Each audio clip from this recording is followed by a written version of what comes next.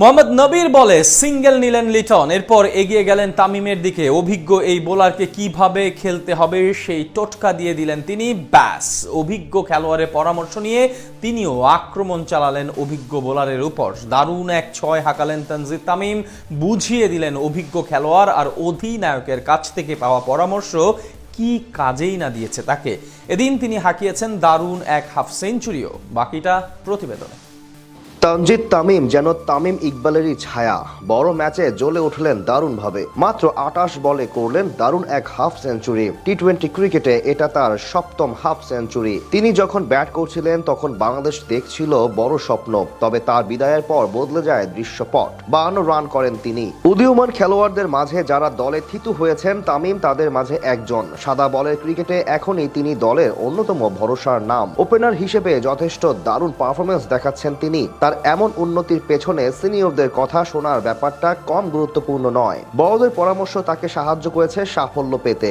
আজকে সেটা প্রমাণ হয়েছে আরো একবার। ম্যাচে তখন খেলা চলছিল 10ম ওভারের। বোলিং করছিলেন আফগানিস্তানের সবচেয়ে অভিজ্ঞ খেলোয়াড় মোহাম্মদ নবী। প্রথম বলে তার থেকে 1 রান নেন তামিম। পরের বলে লিটনও সিঙ্গেল নিয়ে স্ট্রাইক দেন তামিমকে। এরপর এগিয়ে যান বাঁহাতি এই খেলোয়াড়ের দিকে। তাকে পরামর্শ দিয়ে আসেন কিভাবে ব্যাট চালালে রান আসবে নবীর বিপক্ষে। লিটনের কথাই যেন মনোযোগ দিয়ে শুনছিলেন তিনি। ব্যাস, সেটাও কাজে লাগালেন বেশ দারুণভাবে।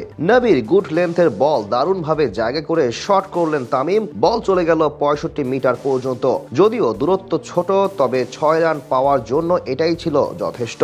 মাঠের সবচেয়ে ছোট দিকেই যে বল হারিয়েছিলেন তিনি, আর এভাবেই লিটনের পরামর্শে 6 রান যুক্ত হয়ে যায় তার নামে। এদিন বাংলাদেশের একমাত্র সফল ব্যাটার ছিলেন তামিম। শুরু থেকেই তিনি খেলছিলেন দেখে শুনে। একের পর এক 4-6 এগিয়ে যান সামনের দিকে। 28 বলে যখন 50 করেন তখন তার ইনিংস সাজানো ছিল 4টি 4 ও 3টি 6। তবে তার দারুণ ইনিংস থেমে যায় 52 রানে। তার ইনিংস থামার সাথে সাথে বাংলাদেশের বড় সংগ্রহের স্বপ্ন থেমে যায় ওখানেই। তামিম যখন 31 বলে 52 রান করে বিদায় নেন তখন বাংলাদেশের সংগ্রহ 12.5 ওভারে 104 রান। এরপর আরো 7 ওভার বাকি থাকলেও সংগ্রহ করে মোটে 50 রান। এতেই আসলে বোঝা যায় ইনিংসে কেমন প্রভাব ছিল তামিমের। আর এটাই মূলত আঘাত করে বাংলাদেশকে, কারণ এরপর আর কেউই ভালো ব্যাট করতে পারেনি।